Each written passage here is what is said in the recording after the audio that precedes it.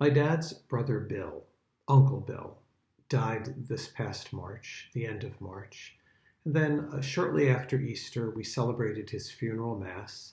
And then just this past Monday, we buried his ashes. There were only four of us that met at the cemetery. We were at a cemetery in Linden, New Jersey, Rose Hill Cemetery. There are several generations of the Malovetz family that are buried in a plot there. As I got out of the car, I was greeted by my mother, and she came carrying this box. It was a box that had belonged to my Uncle Bill, and it was given to me. Now, the box is made of cedar, so that I don't know how old this box is, but even when you still open it now, you can smell that beautiful, distinct odor of cedar.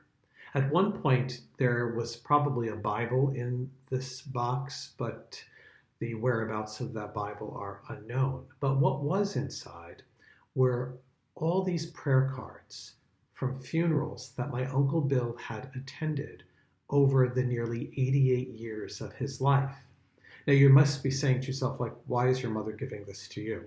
Well, I actually have my own box that is filled with prayer cards, and I suspect that I am in possession of about 75% of the prayer cards from funerals that I have celebrated in my many years of being a priest, plus family members and other people I've known. Their cards are in there as well. So I was really kind of excited, if you will, to look through this and see, especially with the work I do in family genealogy, to see what was in here. And I spent a lot of time going through these cards. It was like buried treasure to me. I've always had a prayer card from my paternal grandfather's death. He died in 1963, but I found another one, same image on this side that I have and the one that I have, but the prayer that I have in my card is in English, and this one was a great find because they also printed some in Slovak. So that was really a wonderful treasure to have his prayer card in the language that his family would have spoken. And then I looked through the box and I found his father, my paternal great-grandfather, Steve Malovetz. He died nearly 70 years ago, 1952. And this is his card. I had never seen this before. I didn't even know that it had existed. And I kept digging through and reading all the different cards that were in there. And I then found my paternal great-grandmother's card. She was the wife of Steve, whose card I just showed you, Magdalena Malovetz. She died on September the 9th, 1943. So this card is nearly 80 years old. And I went through these cards. I spent a long time going through them. You know, some of the people I did know. Some of the people died long before I was born. And there were a few people that I got to call my mother up and say, who is this person? I never heard of them before. But as I spent a lot of time reading through the prayers on the back, thinking about the folks whose funerals these were from, you know, I was thinking about their lives and thinking about the kind of persons they were, or I imagined them to be. In the gospel today, we hear Jesus speak those beautiful words about giving us the commandment to love, and then that moment when he calls his followers friends. He calls us friends. You know, there's something very touching about that, isn't there? He calls us friends because it tells me that Jesus desires to create such a deep bond of love that goes beyond ancestry, that goes beyond family of origin or culture or language or race, but is a deep bond of love that can never be broken. There's nothing that can ever break that bond that Jesus has toward us in friendship. Not your bad behavior, not our indifference. He still remembers us, even when we have forgotten him. And I thought about that when I was looking through this box of cards and thinking about these people represent the great continuity of the friends of Jesus. They lived very different lives than I did. They faced very different challenges. They came from very different places in life, but they were all called to be the friends of Jesus. And those that I did know, and those whose stories I know, were people who tried as best they can to be the friends of Jesus as well.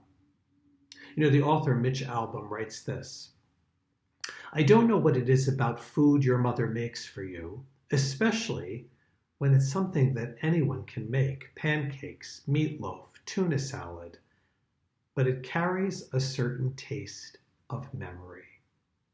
It carries a certain taste of memory. This coming weekend, we will be thinking about our mothers and grandmothers and godmothers and birth mothers, and we'll be thinking about other women who have had a great influence on our lives, who have nourished us with maternal love. You know, at a certain age, we begin to realize that our lives, like this box, are filled with memories of joy, memories of love, memories of hope, and also sometimes memories that are troubling and difficulty and even painful. But the Lord calls us, as we sit with the memories, not to stay there, not to try to get into the box, but rather to move forward. He calls us to consider, what have we learned from the women and the men in our lives who have tried to be the friends of Jesus? And how do we then live that in the present moment? How are we stronger mothers and fathers and sons and daughters and brothers and sisters? How can we be better friends because of what we have known of others who came before us? I love today's responsorial psalm. It's Psalm 57. The psalmist writes, "Awake, O my soul, lyre and harp, I will wake the dawn." Maybe that's not simply a beautiful psalm, but it's a call to action, a guide for us in the days ahead.